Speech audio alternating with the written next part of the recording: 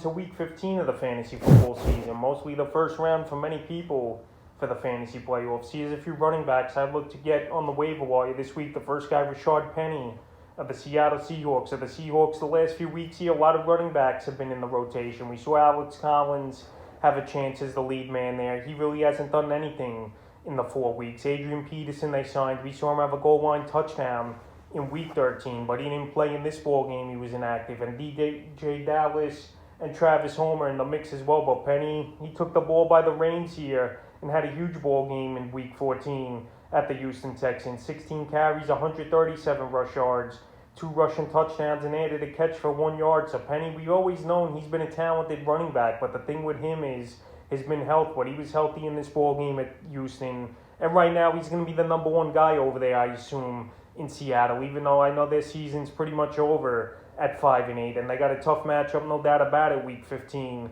at the Los Angeles Rams. But the last few games here for Penny since he returned from his injury, Week 13 versus San Francisco, 10 carries, 35 yards, a catch for 25 yards. And Week 14 at Houston, like I mentioned, the big ball game, 137 rush yards and 2 touchdowns. So right here at the Rams, obviously he's not going to put up those numbers, but he's a guy that's going to be a starting running back and put up 15, 20 touches a ball game. And right now he's available in 80% of fantasy leagues. And this week it's really a light week at running back position for waiver wire ads. So right now Penny will definitely be the number one priority most likely on the waiver wire this week. The next running back's Craig Reynolds of the Detroit Lions. So Swift and Jamal Williams were out in this ball game. And many people thought Jefferson was going to be the man over there for this Detroit Lion team, but Craig Reynolds was the running back there, and he put in a big ball game in my opinion. 11 carries, 83 rushing yards, 2 catches, and 16 yards. So Reynolds, he had burst in my opinion. He looked good, he looked quick, and obviously this Lion team's going nowhere this season. 1-11-1, so right here they might take it easy with DeAndre Swift the rest of the season. We don't know his status for sure, which in my opinion they should. Swift looked good this year, but right now he's banged up as Swift, and we don't know when he's going to come back for sure. So Craig Reynolds, young guy, see what they got in him, and he looked good. So right now, Reynolds, he's available in 100% of fantasy leagues. And I know he's not going to get added in tons of leagues, but he's definitely a guy to keep an eye on if you need a running back or a guy just to fill out your bench here, or even a guy to block other teams from getting here with the playoffs coming up. All these strategies are strategies you're going to have to think of and use if you want to be the man this year and win your fantasy league in the next few weeks. So Craig Reynolds here, not going to be a big-time running back, but he could be a serviceable guy on your bench or a flex option.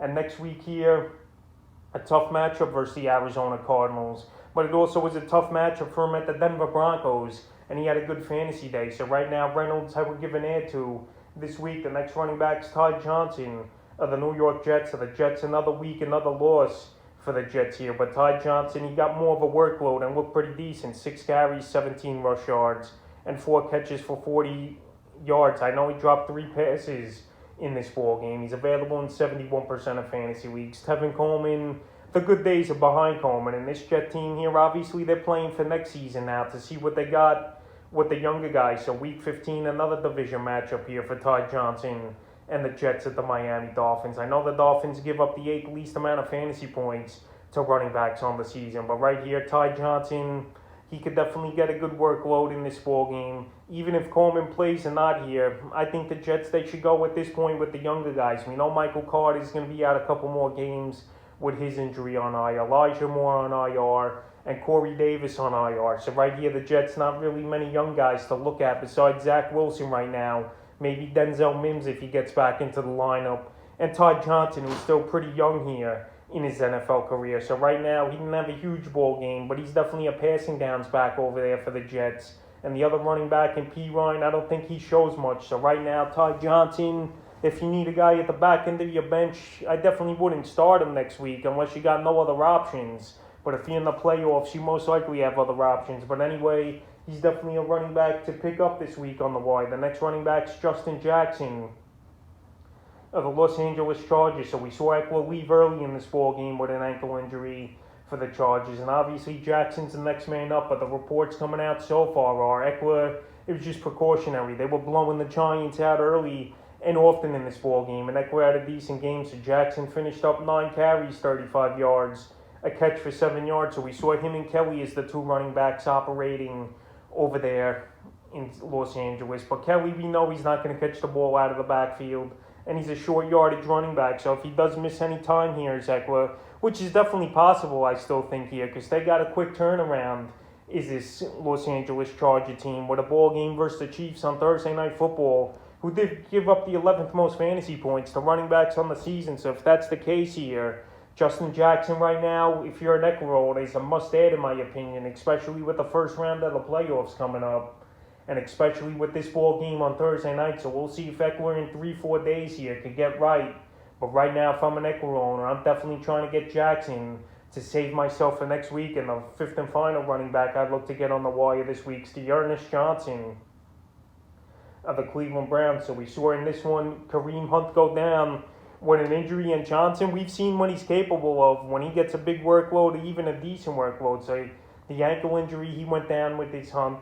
And right here, Johnson finished the game 4 carries, 22 yards, a catch for 7 yards. Obviously, I don't think he's going to have as big as a workload as Hunt did for the backup for Nick Chubb. But right here, he's still going to get action, in my opinion, is the Ernest Johnson. Right now, he's available in a whopping 87% of fantasy leagues. And if something happens to Chubb, which it don't surprise me if it does, this season's been pretty much an on and off season here for Chubb, where he's missed a decent amount of games with injuries, illnesses, or whatever the deal is. 15, it's a pretty good matchup here. A Saturday night game for the Ernest Johnson and the Browns versus the Raiders, who give up the third most fantasy points. So right here, Hunt, I think, is going to be out at least a week, especially with the quick turnaround, even though I know it's only a day less for a Saturday game. But right here, I would definitely give him an ad, and we've seen what he's capable of when he gets a big workload. So that's a few running backs I look to get on the waiver wire here for week 15 of the fantasy football season.